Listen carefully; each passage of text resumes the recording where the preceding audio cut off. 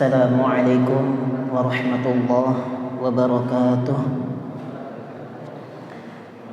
Alhamdulillah, alhamdulillah, alhamdulillahilladzi ala ni'matihi tatimmus shalihat.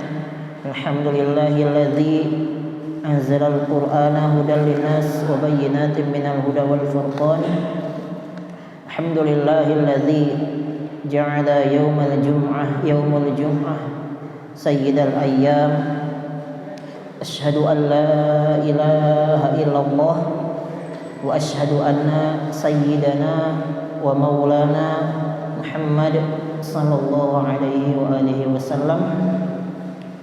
Amma ba'd. Hadirin yang dirahmati Allah Subhanahu wa taala, puji serta rasa syukur mari sama-sama kita haturkan kepada hadirat Allah, Rabb yang menciptakan manusia beserta seluruh makhluk lainnya, Rabb yang memberikan rizki kepada seluruh makhluknya, Rabb yang mengatur kehidupan seluruh makhluknya, Rabb yang mendidik seluruh makhluknya. Begitupun Rabb yang memiliki apa yang ada di langit dan di bumi. Allah Subhanahu wa taala pada hari ini masih memberikan kita kesempatan, karunia kepada kita semua, sehingga dengan karunia dan kenikmatan itu kita masih bisa bermuajahah, kita masih bisa melaksanakan kewajiban kita, melaksanakan sholat maghrib dan sunnahnya juga, yaitu melaksanakannya di masjid-masjid Allah.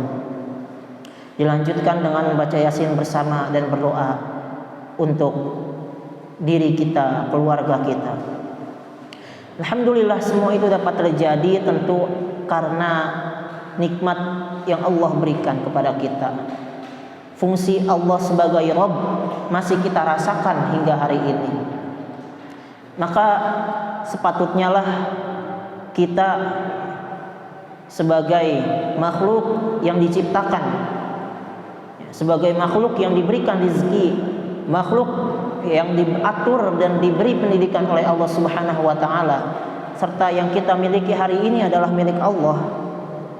Maka selayaknya lah kita bersyukur. Dengan cara apa kita bersyukur kepada Allah? Yaitu dengan cara melaksanakan segala perintah-perintah Allah Subhanahu wa taala dan menjauhi segala bentuk larangan Allah Subhanahu wa taala. Itulah aplikasi daripada syukur dalam kehidupan sehari-hari. Begitupun syukur dalam bentuk lisan, begitupun syukur dalam hati kita, sehingga kita sama-sama menjadi orang-orang yang Allah Subhanahu wa taala kategorikan sebagai ulul albab. La in syakartum la azidannakum wa la in kafartum inna azabi lasyadid. Kalau kita bersyukur, maka syukur itu akan menambah kenikmatan kita. Namun tatkala kita kufur, maka kekufuran itu akan berdampak kepada diri kita pula, yaitu berdampak keburukan.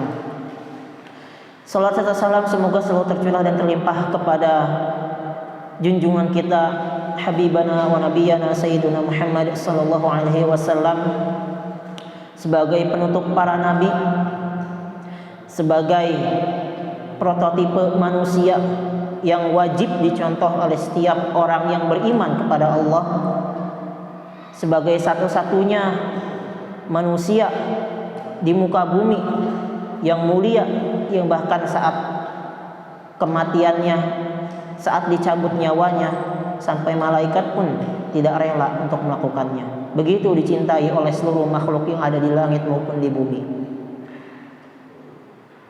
Beliau adalah Rasulullah SAW. Begitupun dengan para sahabat-sahabatnya yang bersedia berada di samping, mendukung perjuangan Rasulullah SAW, mendukung perjuangan Islam, sehingga akhirnya perjuangan mereka dapat dirasakan oleh kita hari ini dengan adanya kita di sini dalam masjid melaksanakan ibadah-ibadah yang telah diperjuangkan oleh mereka. Ahibati fillah rahimakumullah. Sebelumnya kita telah menyampaikan tentang sejarah penciptaan manusia, diawali dengan penciptaan Nabi Adam dan sudah selesai sampai kepada konflik kedua anaknya yang pada akhirnya nanti akan dilanjutkan estafeta kenabian oleh anak Nabi Adam, Nabi Syed, di mana nanti pada akhirnya keturunan beliaulah yang akan melahirkan nabi selanjutnya, nabi dan rasul yang Allah cantumkan dalam Al-Qur'an, Nabi Idris alaihissalam. Namun sebelum beranjak kepada kisah Nabi Idris dan tentunya sampai kepada kisah Nabi Nuh alaihissalam, mari sama-sama kita mencoba melihat dari sisi yang lainnya tentang sejarah manusia atau riwayat perjalanan hidup manusia. Kita coba melihat dari luar pandangan yang disampaikan oleh Al-Quran dan As-Sunnah. Mari kita coba lihat apa yang diterangkan oleh ilmu pengetahuan barat serta juga yang diajarkan di sekolah-sekolah, yang tentunya ini sebagai pengetahuan untuk kita melihat benarkah apa yang disampaikan oleh Al-Quran, membuktikan kebenaran Al-Quran dengan melihat fakta-fakta ilmiah yang tentunya terjadi atau yang dilakukan oleh para ilmuwan-ilmuwan. Maka ahibati fillah rahimakumullah, pada kesempatan kali ini mari kita coba melihat sudut pandang yang lain tersebut. Salah satunya diambil dari buku Sapiens karya seorang doktor lulusan Oxford University. Dia telah mengajarkan tentang sejarah sekitar 20 tahun lebih, dan temanya tersebut, ya, apa yang dia sampaikan ditulis menjadi buku Sapiens, riwayat hidup manusia, ditulis oleh Yuval Noah Harari, seorang yang saat ini mengajar di universitas di Israel. Begitupun dengan salah satu buku yang juga terkenal tentang sejarah atau sejarah manusia yang tidak diperlihatkan. Oke. Ikhwati fiddin rahimakumullah. Yang pertama, menurut mereka bahwa perjalanan manusia hingga hari ini dibagi ke dalam 3 periode. Ada 3 masa, yang mana 3 masa ini menentukan perkembangan umat manusia. Yang pertama adalah revolusi kognitif, lalu dilanjutkan oleh revolusi pertanian, lalu dilanjutkan dengan revolusi sains. 3 masa perjalanan hidup manusia menurut penelitian mereka. Di mana kisah Nabi Adam dicantumkan ke dalam masa revolusi kognitif oleh mereka. Bahkan dengan sangat jelas mereka mencantumkan dengan judul nama kehidupan Adam dan Hawa. Dan mereka menggali itu pula dari Al-Quran, sehingga mereka menulis itu dengan jelas nama Adam dan Hawa. Ahibati fillah rahimakumullah. Namun ada satu hal yang tidak disampaikan di sana, atau yang disampaikan tidak secara langsung, yaitu masa sebelum revolusi kognitif yang disebut biasa kita mendengarnya dengan prasejarah, masa prasejarah, atau kita kalau dulu belajar di sekolah-sekolah disebut manusia purba atau disebut masa prasejarah. Ya. Dimulai dari di sana dipaparkan hubungan antara kehidupan manusia dengan biologi, ya. Di mana dari perpecahan bumi, ya, teori Big Bang, ledakan besar, akhirnya muncullah di planet kita bumi, ya, sekitar 3,8 juta tahun yang lalu muncullah organisme-organisme, ya. Lalu organisme tersebut berubah akhirnya menjadi hewan, lalu hewan tersebut, ya, nantilah yang akan menjadi seekor atau disebut sebagai nenek moyangnya dari manusia, yang mereka sebut dari seorang atau dari seekor hewan simpanse, dari simpanse, di mana simpanse ini berevolusi menjadi manusia. Ya. Pada akhirnya mereka membagi manusia, ya, pada saat itu menyebar kepada 3 tempat. Ya, ada yang di Afrika Timur, lalu ke Asia Timur, ada manusia yang menyebar, nanti hewan yang berevolusi tersebut menyebar ke Eropa dan Asia Barat.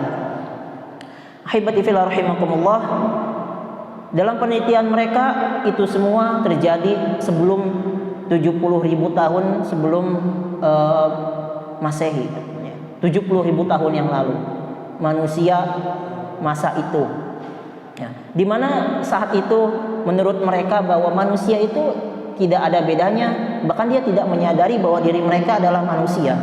Mereka menganggap bahwa manusia adalah satu kasta dengan hewan, tidak mengenali siapa dirinya manusia, sampai pada akhirnya terjadilah revolusi kognitif. Manusia mulai berpikir, manusia mulai mencerna apa yang terjadi di keadaan lingkungan mereka, yang pada akhirnya manusia dengan revolusi kognitifnya itu berubah menjadi rantai makanan yang paling atas di bumi, yang pada awalnya sama, ya, sehingga berevolusi menjadi mata rantai makanan yang paling teratas. Ahibati fillah rahimakumullah, itu sekilas tentang masa prasejarah manusia yang disampaikan oleh mereka. Nah, maka yang disampaikan oleh Al-Quran, sebagaimana juga telah kita bahas, ini semua telah Allah jelaskan dengan begitu lengkap, mulai dari teori, ya, kalau kita sebut dulu ada teori perpecahan atau Big Bang, ada juga katanya teori asap nebula, itu semua Allah jelaskan dalam Al-Quran dengan terperinci, ya, yang pada akhirnya di sana bahkan Allah jelaskan tujuan diciptakannya manusia, sampai kepada apa yang harus dilakukan oleh manusia hidup di bumi ini, hingga pada akhirnya diciptakanlah manusia pertama yang bernama Adam. Mereka dalam pandangan mereka bahwa penciptaan manusia pertama itu tidak ada, semua berasal dari evolusi organisme yang kecil sehingga membentuk kita hari ini yang besar. Nah, itulah yang diyakini oleh kaum Barat, ya, yang memusuhi Islam. Hingga pada akhirnya masuklah ke dalam revolusi kognitif, di mana nanti manusia mulai berpikir, manusia mulai nanti memasak, mengenal api, lalu mulai manusia berpindah lagi, mulai mengenal persaudaraan, lalu mulai mengenal hubungan sosial, ya, yang membedakannya dengan manusia purba adalah menurut mereka bahwa manusia yang telah berevolusi, ya, secara kognitif, nanti mereka bisa, ya, memahami dirinya, lingkungannya, bisa juga memahami sosial, hubungan sosial, lalu selanjutnya juga mereka bisa memahami hal-hal yang gaib. Ya. Di sanalah bahkan bisa menceritakan hal-hal yang gaib kepada orang-orang setelah mereka, yang hingga pada akhirnya muncullah keyakinan animisme, dinamisme dan lain sebagainya. Itu menurut mereka adalah cerita yang disampaikan ya oleh nenek moyang. Itulah yang dipahami oleh mereka. Termasuk salah satunya adalah agama. Itu merupakan fiksi yang disampaikan oleh nenek moyang turun temurun. Ahibati fillah rahimakumullah, hingga pada akhirnya sampai kepada kemakmuran manusia, lalu terjadilah bencana besar. Itulah yang diceritakan oleh Yuval Noah Harari di dalam bukunya. Terjadi bencana besar yang kita kenal di Al-Quran dengan banjir bandang yang menenggelamkan kaum Nabi Nuh alaihissalam. Ahibati fillah rahimakumullah, dari serangkaian pemikiran yang disampaikan oleh mereka, kita juga harus mengetahui bahwa ternyata di luar bahkan termasuk beberapa umat Islam masih banyak yang meyakini, bahkan mungkin mendukung tentang teori yang disebut berevolusi dan didukung oleh orang-orang yang menganggap ini adalah berdasarkan fakta dan data yang jelas. Ahibati fillah rahimakumullah, tentunya hal ini terjadi bukan secara tiba-tiba. Hal ini ditemukan karena mereka mengkaji tentang sejarah tanpa mengkorelasikannya dengan Al-Quran, tanpa mengkorelasikannya dengan sumber yang mengetahui segala sesuatu di masa lampau, yaitu Al-Quran, dan yang disampaikan oleh Rasulullah SAW berdasarkan wahyu atau ilham yang disampaikan Allah kepada Rasulnya. Inilah akibat dari orang-orang yang tidak memahami atau mengkaji alam tanpa dihubungkan dengan Al-Quran. Akhirnya timbul di sana yang namanya kesesatan. Disesatkan oleh ilmunya.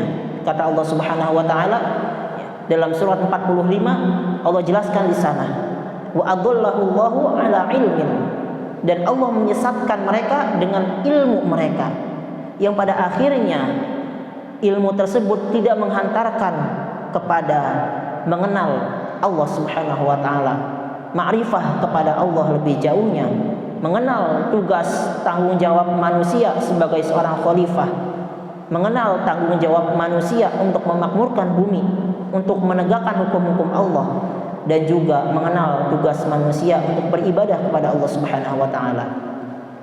Inilah sudut pandang lain yang di luar apa yang mungkin seringkali kita lupakan, yang seringkali tidak kita bahas lebih dalam, tentang di mana orang-orang selain umat Islam menganggap manusia itu sama derajatnya dengan seekor binatang, padahal Allah sudah jelaskan dalam Al-Quran, walaqad khalaqnal insana fi ahsani taqwim.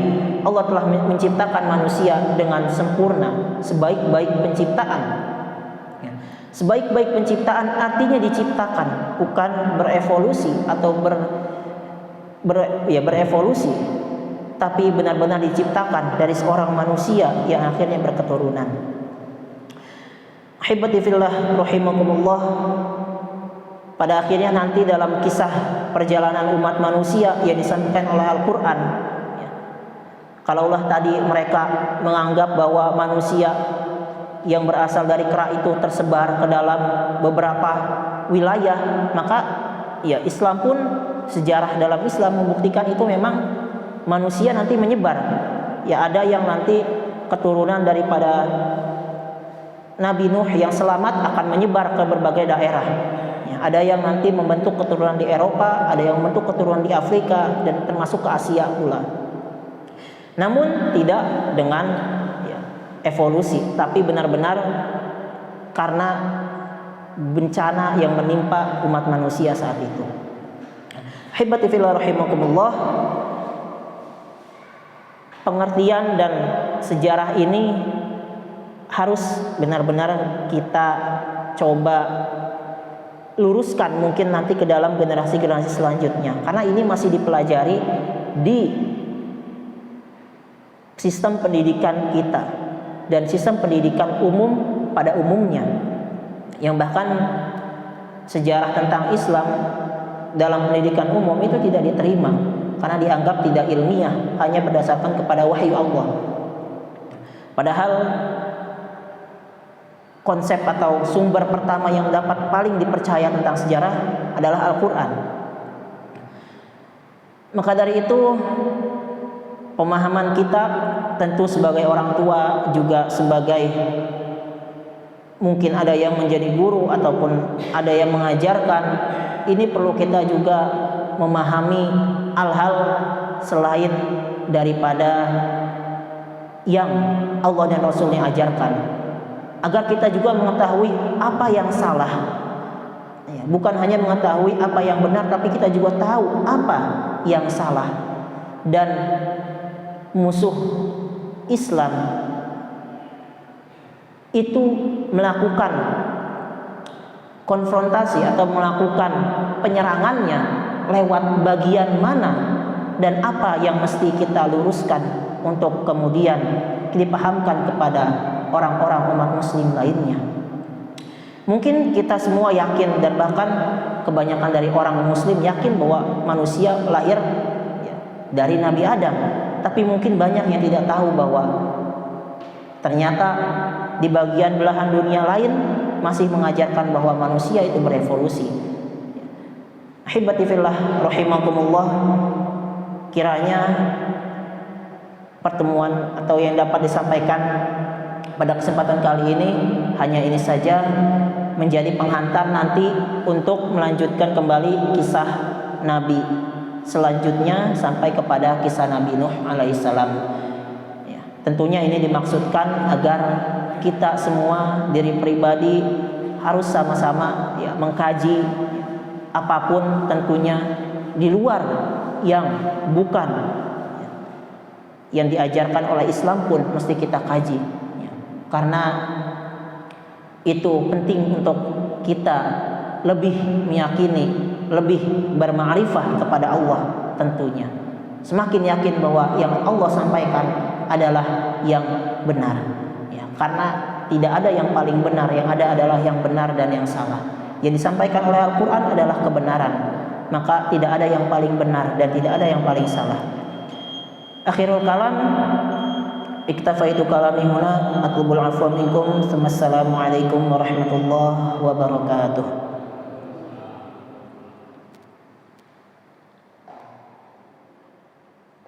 Apa ini banyak banget.